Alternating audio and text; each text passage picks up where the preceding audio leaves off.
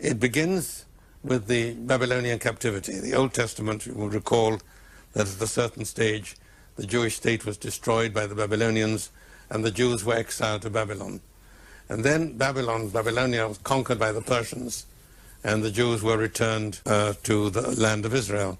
That is the point at which the Jews and the Persians met for the first time. And we know about it chiefly from the Jewish side. We don't have any direct evidence from the Persian side, but there are obvious signs of contact between them. The fact, for example, that Cyrus, the Persian ruler, is referred to in terms not just of respect but of adulation in the Hebrew Bible, in the Hebrew Old Testament.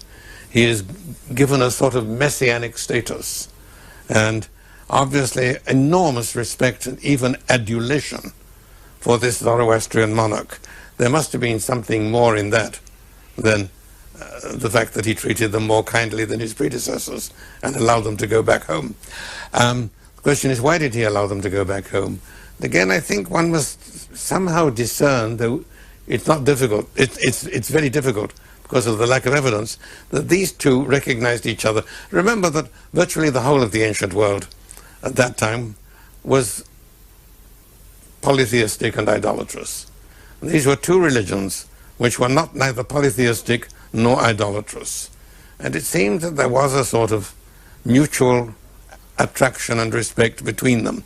We have no evidence of that whatsoever from the Zoroastrian side, but clear evidence of it from the Jewish side in the post-exilic books of the Old Testament. If you look at those books of the Old Testament, which date from after the Babylonian captivity, there are marked differences.